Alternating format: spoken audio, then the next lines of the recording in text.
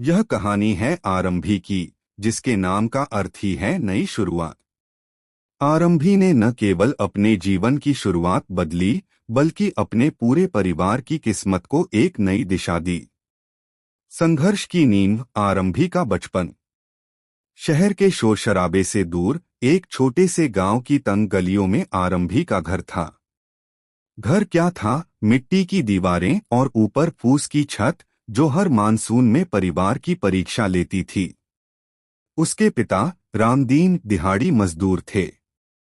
कभी काम मिलता तो घर का चूल्हा जलता, नहीं तो आधे पेट सो जाना ही नियति थी। आरंभी की माँ शांति दूसरों के घरों में बर्तन मांजकर कुछ पैसे जुटा लेती थी, ताकि बच्चों के तन पर फटे पुराने कपड़े तो रहें। आरंभी बचपन से ही शांत स्वभाव की थी, लेकिन उसकी आंखों में एक अजीब सी चमक थी।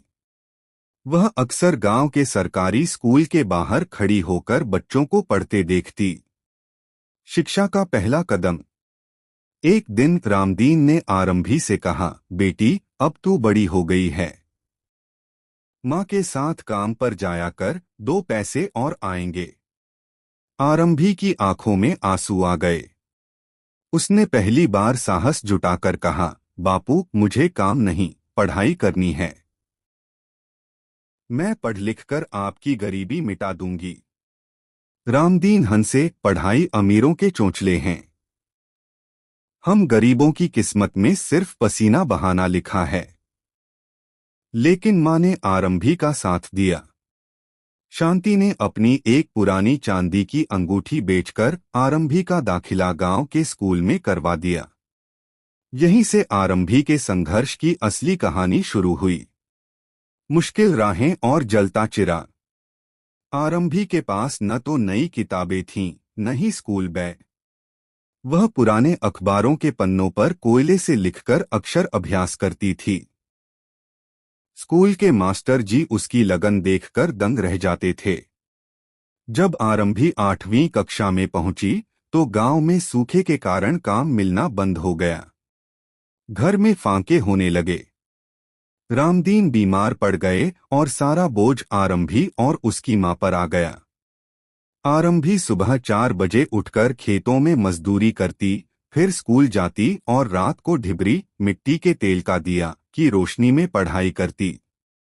अंधेरे में रोशनी की तलाश। एक रात तेल खत्म हो गया और दिया बुझ गया। आरंभी रोने लगी। उसे डर था कि अगर आज उसने अपना पाठ पूरा नहीं किया, तो वह पिछड़ जाएगी। वह बाहर निकली और सड़क किनारे लगी एकमात्र स्ट्रीट लाइट के नीचे बैठकर पढ़ने लगी। रात भर वह कांपती ठंड में पढ़ती रही।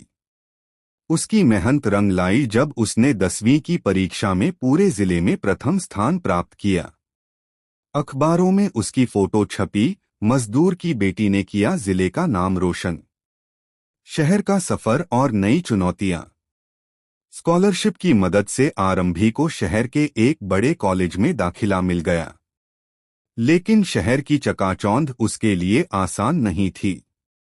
वहां के रईस बच्चे उसके पुराने कपड़ों और देहाती लहजे का मजाक उड़ाते थे। आरंभी ने ठान लिया था कि वह अपनी पहचान अपने कपड़ों से नहीं, अपनी काबिलियत से बनाएगी। उसने कॉलेज की लाइब्रेरी को अपना घर बना लिया। वह पार्ट टाइम ट्यूशन पढ़ाती ताकि हॉस्टल की फीस और घर का थोड़ा खर्च निकाल सके। टूटन और वापसी। कॉलेज के दूसरे साल में खबर मिली कि उसके पिता की हालत बहुत नाजुक है। आरंभी गांव भागी। रामदीन ने उसका हाथ पकड़कर कहा, बेटी, अब बस कर। लौट आ, तेरी शादी कर देते हैं। मुझसे अब तेरा बोझ नहीं उठाया जाता। आरंभी का दिल टूट गया। लेकिन उसने हार नहीं मानी। उसने पिता से कहा, बापू, बस थोड़ा और सब्र रखो। मैं बोझ नहीं, आपका सहारा बनने आई हूं।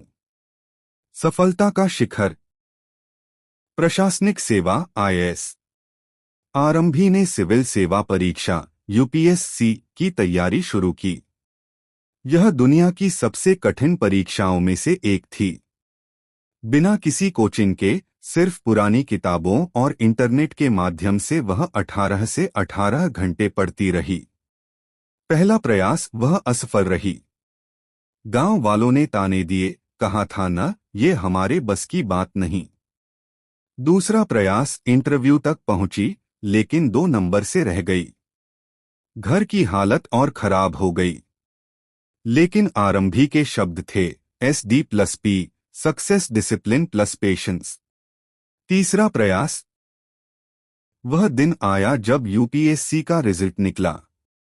आरंभी ने न केवल परीक्षा पास की, बल्कि ऑल इंडिया रैंक 12 हासिल की। घर की हालत और बदला। जब आरंभी नीली बत्ती वाली गाड़ी में अपने गांव पहुंची, तो पूरा गांव उसे देखने उमड़ पड़ा। वही लोग जो ताने देते थे, आज मालाएं लेकर खड़े थे। आरंभी सीधे अपने झोपड़े में गई और अपने माता पिता के पैरों में गिर गई। उसने अपनी पहली सैलरी से गांव में एक पक्का मकान बनवाया। लेकिन उसका सबसे बड़ा योगदान था गांव में एक डिजिटल लाइब्रेरी और कन्या पाठशाला की स्थापना करना। उसने अपने पिता से कहा, बापू, अब आपको मजदूरी करने की जरूरत नहीं। अब आपकी बेटी आपकी लाठी बनेगी। कहानी का निष्कर्ष।